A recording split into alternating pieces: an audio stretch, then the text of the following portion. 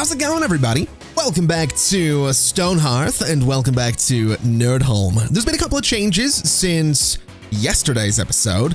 I'm pretty sure I'm doing this daily, so we'll go with yesterday's episode. There's been a couple of changes. Nothing major, a couple of small things here and there. First and foremost, I decided to move the Weaver's workshop stuff out of the little sand pit that we've been sitting in, and I decided to build a new stockpile up here because I figured probably not a bad idea to start moving things from down here to be a little bit closer to where everybody's living and sleeping and working. I've also, you've probably already noticed, started putting more farms up here. It's basically just the same as we had down here. I think it's like, I mean, we'll look at it. I don't remember what the crops are, I'm not gonna lie. So this one is cabbage, this one is sweet potato, this one is grassland. And then we have some quest storage zones here as well. So basically, I just took the stuff that I did down this way, I've moved it up this way, and I'm thinking I'm maybe gonna move the hearth itself to be a little bit more central. I'm kind of thinking here for the hearth, and then the banner of vitality, it could sit with the hearth. This is where I think people run to when they're under attack and when we do town alert mode. So I'm slightly tempted to put it on the roof. It seems a little bit silly to put it up there, but it's definitely an option for the banner. It might look kind of cool up here as well. It might look kind of silly though. So I think for the time being, let's just put it next to the hearth itself, and we'll just have it be a little bit more central to everything that we've got going on. And speaking of things that have been going on since yesterday's episode, I've gone ahead and renamed both of the Hearthlings that hadn't previously got names. I remember one of them was Siobhan and one of them began with S, and it's annoying me that I can't remember their name because I changed it like 5 minutes ago. But we now have Lucy, the seedling, and Kayla, the tree climber, both of which are named after recent YouTube channel members. Thank you very much. I appreciate you. And that's going to continue going forward. Any new Hearthlings will eventually be named after YouTube channel members. Now, I mentioned other things going on. We are slowly making progress on the Weaver's hut right here. The holdup with this thing was the Weaver's sign. It was taking forever to be built because we didn't have any fibers for construction. But something I found out and something I looked into was the Weaver themselves. And so I've gone ahead and put in a maintain order of 5 straw twine bundles. Coil strains of dry grass together into a neat cordage that can be used as fiber. That's what we're doing. So we're taking the dry grass, we're turning it into fiber, and I think this is now a consumable thing for construction that can be used as fiber. If we look down here, it absolutely can be. We now have 8 bundles of fiber because we're maintaining 5 at a time for the straw twine bundles. So basically, the maintain order, just so we're clear, it is basically going to say that, hey, our inventory across the entire colony will always have 5 bundles of this. If it goes lower, we're going to make more. So that's how that works. That should mean that we don't have any holdups with fiber construction in the future. We also need to get ourselves a Weaver level 2 to make both of these things for the Weaver's hut. So just because we have got a lot of dry grass laying around, let's put in an order for like 20 straw twine bundles so that we're sort of future-proofing a little bit and hopefully getting the Weaver to level up that a little bit sooner than later.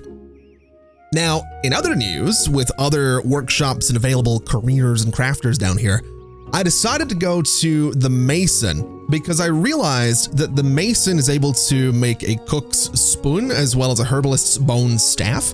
And eventually, once we get them leveled up to level 6, we can get a carpenter as well. But I decided to go ahead, and I believe, if I'm not mistaken, we should have the ability to assign either a cook or a herbalist, which I'm very much on board for doing, or I would be if we weren't in a situation where Kayla was the only worker Hearthling that we have. We have to keep in mind that Charlie and Gray are both archers, Shady Fox is a mason, Chrissy is a weaver, Lucy is the farmer, and Johnny is the trapper. So we're gonna have to wait until, basically, I'm sticking to my rules. We're gonna have to wait until the Weaver's hut is built so that we have that 8th bed in there so that we can bring in more Hearthlings. I want them to have bed space. But I've been thinking about that as well. And we're getting very close to being done with the Weaver's hut. So would it be worthwhile getting more construction in here. I could start looking at all the different templates that we have, and I do want to start doing this at some point. Some of these constructions are absolutely amazing looking, and I do want to play around with farms at some point, but we're going to need a carpenter for it. So my question, I guess, is what do we go for? I suppose we stick with the rule again of just the Northern Alliance buildings, and we could go for another sleeping quarters. Or we could start looking at the turf huts. We could give people individual little spaces to live in, and then I can decorate it with things that they like, because that's a thing. So I might do this. The reason I'm having reservations about it is because I don't want this to be Nerd Home permanently. So at some point I'd like to tear all of this down and find somewhere on this map that I really like and start decorating it, making it fancy and making it interesting, and then using some of the blueprints that I got in the Steam Workshop. So I think as much as I'd like to give people individual living spaces, I'm just going to get another sleeping quarters, and it's just going to go pretty much next to the existing sleeping quarters, which I think is fine. So we'll go for right about there. We'll say build it, and we should be able to relatively quickly put that thing together. And that's going to mean that not only can I bring in another Hearthling once this place is up and going, I can bring 6 more Hearthlings in once this place is up and going. So the issue with not having enough workers to turn into cooks and herbalists won't really be an issue anymore. And the herbalist, by the way, kind of important. The herbalist is going to deal with like healing people. The cook is going to give us better food, which is also going to make people happy. So that's sort of what we're looking for. That's sort of what I'm looking to do. And I should also mention that the reason that unfortunately Kayla isn't going to be going into crafting is that Kayla's mind stat isn't. This is the downside to naming these Hearthlings after real people. I feel really bad when I have to be, oh yeah, you know, like, unfortunately, Kayla's mind stat here in Stonehearth is only 1. The body stat's great. Spirit, less so. But basically, we need someone with a really high mind stat to be a crafter, and the higher the better. So hopefully the next Hearthling that we get is going to be a little bit better. And you know, as much as I've been trying to stick to my golden rule of having a bed for everybody, I think given that this place is ready to be built, and I'm pretty sure is the mason, have you built everything? You haven't built the bed yet. Let me move the bed up to be a top priority. You're going to be working on 6 of those. So that would imply that this bed is ready to go. It just needs to be placed. So I think daily update time, I think we're bringing in another Hearthling. We got Vadir, whatever. Man, really shouldn't have picked the Northern Alliance. Who is, oh, that's probably the worst Hearthling we've got so far. Oh, buddy. I'm so sorry to whoever gets this character. Oh, we're being invaded by a giant wolf. Okay, let's turn on alert mode. Let me get my fighters and give them an attack move to sort of go this way. And hopefully they'll be able to deal with the wolf before it does any damage to anybody. It's going to do damage to them. Are we going to be able to take this thing out? Yeah. Where's it going? Wolf? Yeah, where are you going? Okay. Yeah, I think we're going to be all right. I might not even need alert mode for this, to be quite honest with you, but yeah, I think we're good. We'll let the archers deal with it. Everybody can run around and panic. And there we go. Wolf has been dealt with. Although, unfortunately, Gray seems to be a little bit injured and restocking some stuff. So this is why the Herbalist is going to be really important, because essentially we can make health potions and tonics and things like that to stop people from being horribly injured. Now, Kayla has a new title. What are we looking at here? We've got Journeyman Builder, which is great news. We've got this thing already coming together. It's going to take a while, I think. I'm pretty sure we might need more stone at some point as well. Definitely a chance that we might run out of materials for this thing. But, I mean, I guess I could go around and say, let's just start gathering things. So give me, well, I can't auto-harvest. Wait, auto-harvest? No. I can't replant stone, but I'm going to gather it anyway because we're going to need it for construction. Although I suppose I could just look at our inventory. We're doing pretty good on logs, which is great news. We're not doing so good on stone. So it's definitely a good thing that I've headed out to mark some more stone for gathering. And I forgot that I did this between episodes. I went ahead and got some stone market stalls that we're going to need to place down, because every now and then when we need to go into alert mode, I press the wrong button, which is T, to bring up this screen. Each morning, up to 2 merchants would visit your town if not limited by your market stalls. 0. So the long and short of that, I'm thinking, is if we place some market stalls, we might get some merchants. And if we get some merchants, we might be able to get better seeds. We might be able to get different crops.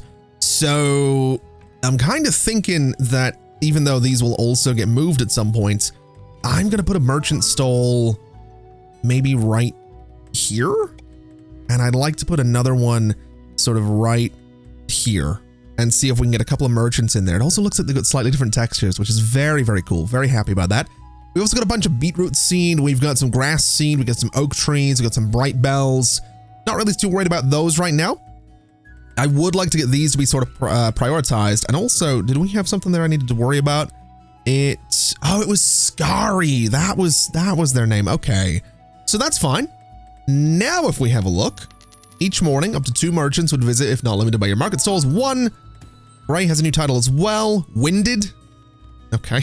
Been thirsty for at least 5 whole days. Wait, what? Oh, we might want to do something about it. I probably want to look into how to quench thirst now with all these mods, huh? Probably not a bad idea. So a small stone tank, for example, is good at dealing with, well, containing water, but how do we get water? Oh, that might need to wait because we have a feral bear that's decided to come and attack us. So let's have my archers hopefully deal with that. We have, who is this? This is going to be Charlie dealing with the bear right now. That bear has apparently set him on fire, which is interesting to say the very least. Not really sure how. Charlie, you know what? We're not going to worry about it. The 2 archers look like they're going to be able to deal with this, so we'll speed things up a little bit. I don't like that they're taking damage, but again, that's what we're looking for a herbalist for, right? That's kind of the goal there, so we should be fine. We didn't need alert mode for it, so I don't know why I bothered to turn it on there. And we are going to need these guys to be healed a little bit. Now, I did have my mason start working on some small stone tanks. Not really too sure how we get the water to put in there, but we at least have it being worked on, which is better than not working on it. I'm sure we'll figure it out. It might just be a case that ooh, there's a stone fireplace. That looks really cool. There's a lot of really cool decorative stuff in here wait, there's pet beds? Oh, I need to make those as well. A little stone teapot right there.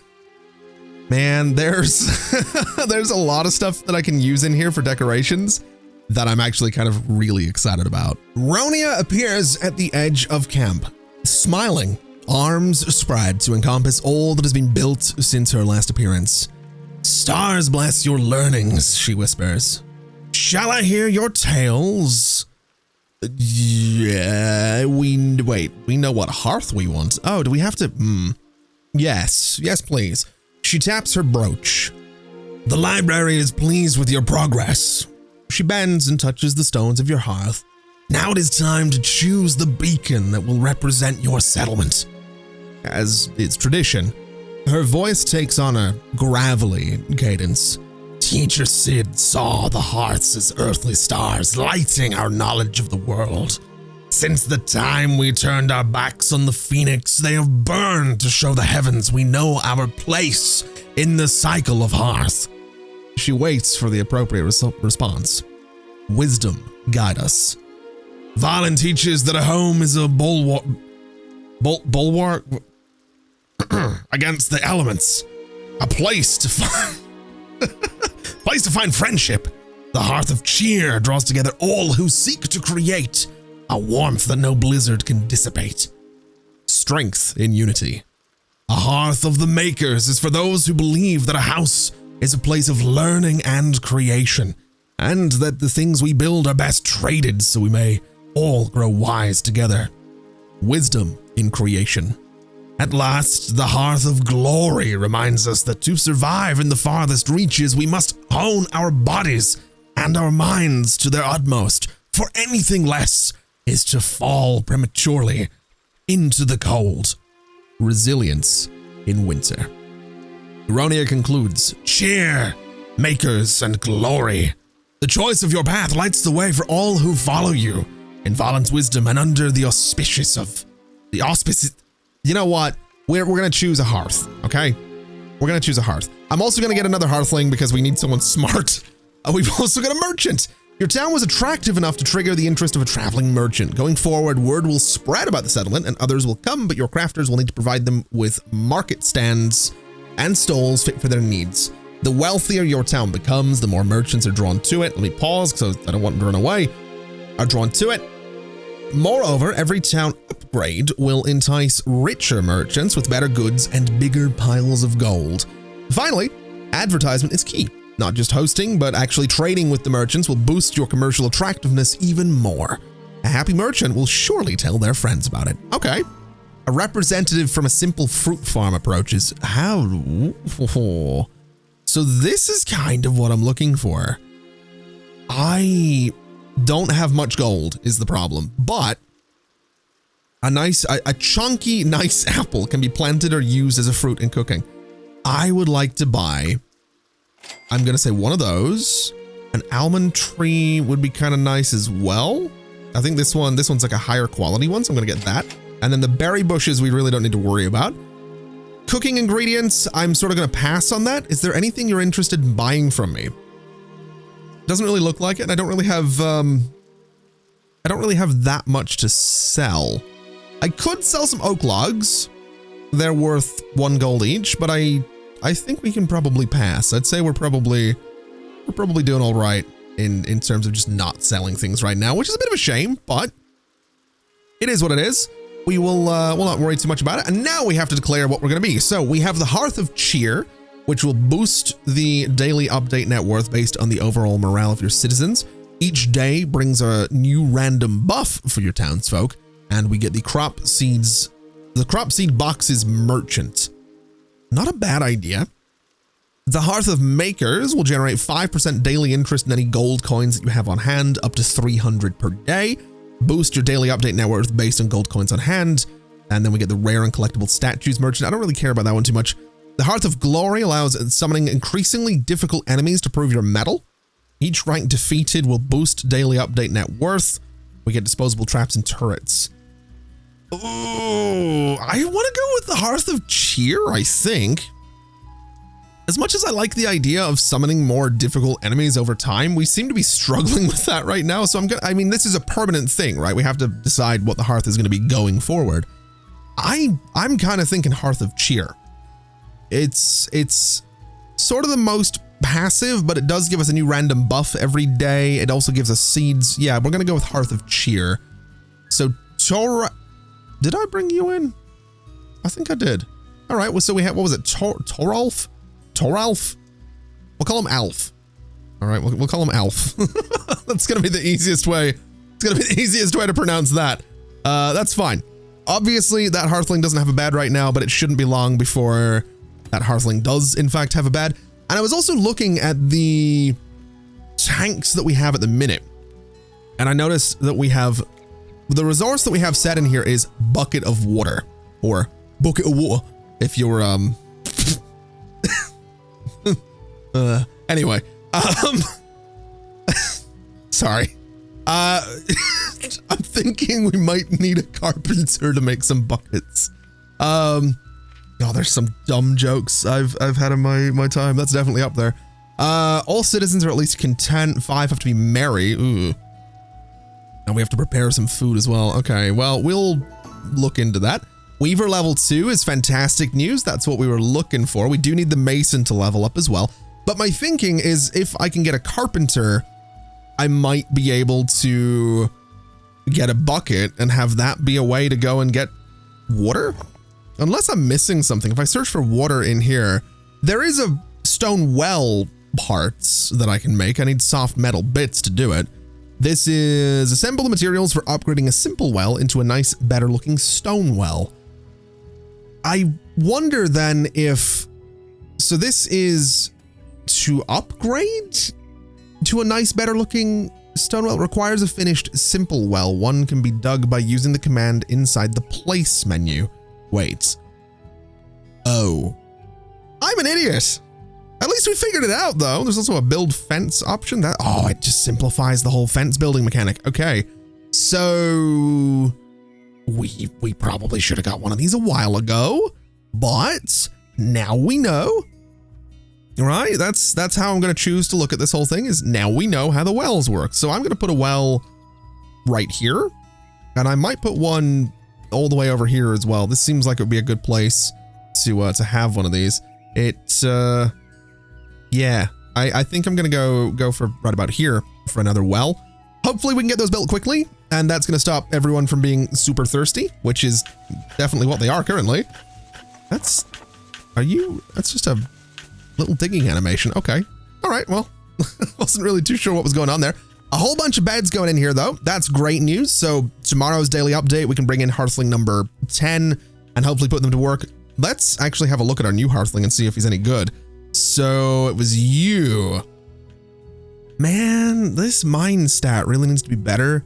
I think I'm going to make you... I don't really know. I guess a cook? We do kind of need both. I want better food. Yeah, we're going to make you a cook is what we're going to do. And I'm thinking, who do we want to be? I mean, I think Vaudier over here can be maybe the, I don't know. Do I want you to be the herbalist? I mean, I guess we could have you be the herbalist. The spirit stat on this guy's a little bit higher than Kayla's, so I think we'll just go for it. We'll let them both sort of become their respective jobs. I'm kind of hoping that means that I now have some kind of hut for both of them, but it doesn't really look like it, unfortunately. If I go and just search for like herbalist, there we go. So that's the herbalist hovel that we're looking for. It's a pretty decent size actually, and has what looks like a little fireplace out front, which is pretty cool. It's gonna be dug into the ground though, which I don't love, but that's fine. We can definitely deal with that. Can I get this thing to line up with the place on the left? It looks like I sort of can. Let's go for this for the placement on the herbalist right there. And we'll go ahead and say let's start building that. And then the other one was the cook. So we've got the cook's turf hovel, which has a little chimney on it that I absolutely love. That's pretty great. And this is going to go sort of similarly. We'll do, I guess, right about here. I don't know if the spacing on those is exact. I'm not really too worried about that. We'll just get those both going. And hopefully we can also go in here and say, so we have a cook's table that's going to be getting worked on. We're going to need a cooking pot as well, which is down there a little bit. I think what I'm going to have to do is, does this require, it requires a cook level 2. Interesting. I think regardless, I'm going to craft up another one of these and another one of these so that the cook can have 2 of them. I'll place one down outside so the cook can start getting to work while the building's coming together. And then this is going to be the same thing. So the herbalist is going to have a second lab and a second cauldron so that I can get the herbalist working on things while the building's coming together. And then obviously that means sort of more hearthlings somewhere down the line. Is the well built? It absolutely is. We have a bucket of water right here, which is great news. What is this right here? Ooh. So I would need those like little metal parts to upgrade this thing, but I do sort of look forward to upgrading these wells. Can I get rid of them? Is that a thing? Yeah. So I'm assuming if I get rid of it, it just like disappears. It's not going to leave a hole there the way this will. If we ever get rid of the Weaver's building, it's going to have a bit of a hole in the ground, which sucks. And I was kind of trying to avoid putting holes in the ground because, again, I like to think of this all as temporary, but we'll see what happens. We'll see if it ends up being temporary. Anyway, it is morning. Let's bring in another Hearthling and see what the traders are looking for. So they've got all sorts of materials. Not really too interested in much there. Offering special rates for these items. Wood logs, they'll give me 50% more for 16 of them. That's actually kind of interesting. So I might do that. We'll sell 10 of them and then we'll go ahead and sell another 6 of them just to get that extra little bit of money right there. Storage containers, they're offering me 20% more. I think given that I figured out the water problem, I'm just going to sell all of those tanks that I made just because it's a little bit more money. It brings me up to 63. So if I did want to buy things, I could. We've got, what is this? Simple fertilizer. We got some food. We got some ingredients. We got some resources. We got some creature resources. Any special deals? Yes. I mean, 80% more for this is, I mean, it's, yeah, it was 1 gold originally, so it's not all that exciting. I don't really think I'm too interested in those. We have Ken. All right. We have Ken. Ken has joined us. Is Ken any good? Oh, Ken, mate. I mean, he's got the heart of a crafter as well. Who are we going to swap out? I feel like Ken might have to become the, unfortunately, I feel like Ken's going to have to become the herbalist. I mean, having a really good cook, though, seems... Oh, I don't know which one I want. I think the herbalist. I think the herbalist. If I remember right, the herbalist can go in some wild directions. So, Vadir, unfortunately, you're fired, mate. I hate to do it to you, but, you know, he's just Ken, you know? So, we'll go and make Ken the herbalist and see what the friendly stranger wants. Oh, look at that mustache! A strong man with a waxed mustache prances into town. Ha! There you are! No need to get up. I found the lack of smoke columns disturbing. Even thought that the settlement was abandoned. Where are the smelters? The kilns, the ovens, with delicious empanadas. He dramatically shakes his fists to the skies and silence reigns before he coughs and speaks with a more serious tone. Pardon me. I am Fernand the Great, Master Smith and Wordsmith. Now, I might be El Maestro only at the forge, but do you know what is common between the simplest cook or herbalist and the mightiest blacksmith? Yeah, enlighten me. They work with fire.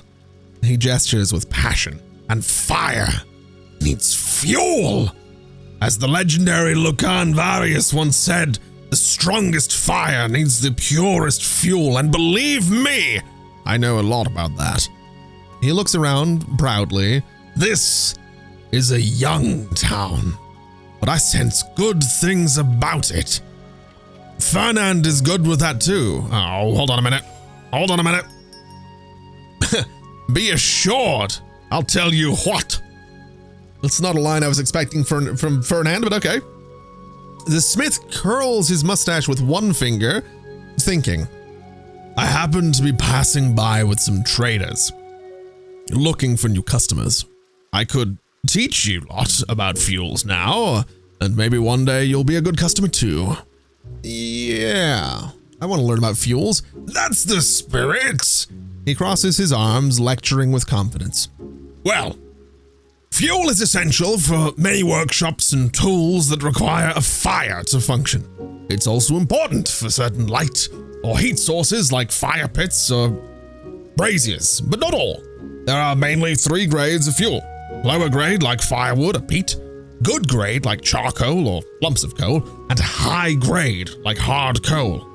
He continues, together, lower and good grade fuels are called common fuels. Simple things like heating water for preparing a tonic might only need a low grade fuel, but more complex things like smelting metals will require better ones. Yeah, hot. It's always important to know what fuel you need. Interacting with any of these workbenches will let you see what types of fuel they accept, and even select the ones you want to use. No point in wasting good coal to fry an egg. Ha! He bursts into laughter. Many fuels can be acquired from natural sources like cutting trees or mining. But the most efficient fuels are the crafted ones. A single log can become firewood in the hands of a carpenter or charcoal in the hands of a blacksmith. And we, Maestros del Fuego, masters of the fire, can create the best fuels. I know you're probably wondering how to wield such power. Yes, how? I must say it is easier than it sounds. No, it's not because I'm already an accomplished, renowned, and generally amazing blacksmith. It's really quite simple. He smiles, posing. Once a workshop is built, and its fuel types are chosen, pretty much anyone can help keeping it fueled. You don't need to be an artisan like Fernand to dump some coal into a fire. No! All workers and citizens will help in keeping your workshops fueled, as long as you have fuel available. Oh, he remembers something. And you don't have to worry about wasting it either. Fuel barely burns when it's not being used. You'll only spend it when something's crafted. Remember, Polito, I'm going to assume that's how. The real secret for mastering el art of fuel is to optimize. Learn which fuels are more efficient, which ones provide you with more crafts per unit, which ones are best for each purpose, and always keep them close to their respective workbenches by using supply tables or shelves. Nothing beats the smell of burning coal in the morning, and having your fuel readily available is essential for any crafter that wants to work with no interruptions. He pats you on the shoulder proudly. Polito, you're now on your way to greatness, I'm sure. Very well. Okay. Very well. He stretches his back and moves his neck around. Being a master smith can also be taxing sometimes. I'll spend time around, meet the townsfolk, and share tales by the fire if you don't mind. He smiles. No need to worry, I won't cause any trouble other than a few broken hearts, and I will be leaving tomorrow, and mark my words, Fernand the Great shall visit and trade with the good people of Nerdhome one day. Oh. Let me get another one. Well, let's get Hearthling number 11.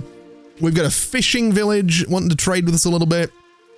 I'm good. We've got Scarf Finn. Are you any good? You are... You're gonna be better at being a cook, I think, than Toralf.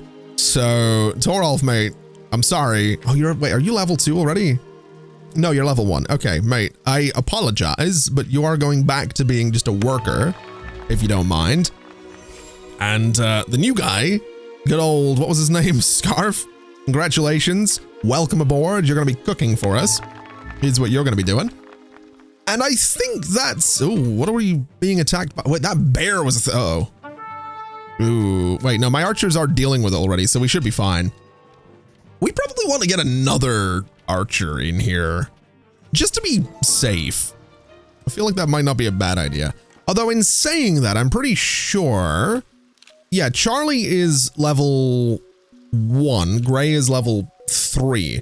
So if I was to go to change jobs here, if I can get myself a stone axe, we can turn Gray into a footman, which might be a good thing, I guess. I don't know. The archers seem pretty good. The archers definitely, I mean, they seem okay. Oh, this is built. Well, that's amazing news. Okay, so we have how many beds? 1, 2, so hold on, so we have 14 beds. So we have capacity for 14 Hearthlings, and when these are built, it'll be 16, which is pretty great. So I'm not really in any rush to get to 16 Hearthlings, especially given that we're probably going to want more farmers sooner than later. But I am wondering if we absolutely do. Okay, so cooking table here. Let's get a herbalist stone cauldron here. Let me get a herbalist lab right next to it, and let me get a cooking pot right here. Yes, it's all out in the open, but this is going to mean that I can now go to my cook and I can say, let's start making stuff. So broth, for example, is made from water, it's made from bone, it's made from vegetables, it's made from meat. That would be nice to maintain. Everyday meals, we've got bug meat skewers, we've got peculiar fish stew. If we could get more vegetables on the go more regularly, that would be kind of fantastic. Same with all of this. We got tasty bug stew. Okay. I would like to maintain some stuff, I'm not gonna lie. And then this is 4 meager meals. So I'm assuming that it gets consumed multiple times, right? It's not just a one-time thing. I think we're gonna try and maintain 5 of these just because, and I think we're gonna try and maintain, I'm gonna say 5 of these as well. We can't really do the eggs. We can't do the cooked nuts. We could do the tasty vegetable stew, which might not be as good as the broth. We could do the fish. We do have a lot of fish meat sitting around, which apparently I can't just fry up and serve, unfortunately. That would have been interesting if we could. Raw sausage is going to need a cook of level 2. Maybe I just need to wait. Hold on, let's have a quick search for fish. So slice of roast fish needs level 2. Okay, that's actually pretty good. Let's try and maintain, I'm going to say like 10 of those once the cook gets up to a pretty decent level. No idea. I mean, this needs all their stuff to be placed, so hopefully that'll happen sooner than later. This is going to need any kind of fuel. So let's just allow, I guess, the defaults right there, and that'll be fine. I've no idea if it's going to work out in the rain now that I think about it, but we'll figure that out, I'm sure. Well, yeah, I might need to figure that out. I actually have no idea whether or not the rain's going to impact this or not. Hopefully not. That'd be a bit of a pain if it did. But let's see what the herbalist can do here. So we've got tools. We've got the brewer's tumbler, required to promote a hearthling into a brewer, and a cleric's tome, required to promote a hearthling into a cleric. The cleric is basically a battle mage, if I remember right, and they'll follow around my like armies and my fighters and heal them in battle. The brewer is completely new. I've got no idea what that's about. We've got the herbalist pot, can be used to cultivate a single renewable herb. Same with the planter, I would assume. Okay. Basket of, how do you pronounce it? Is it lingonberries? Something like, I have no idea. What I'm looking for reasonably is healing tonics. So I want to maintain, I'm going to say try and maintain 4 of these. Weak antidotes. We might want to just try and maintain 1 of those. We only have the means to make 1 right now, but we'll go for that.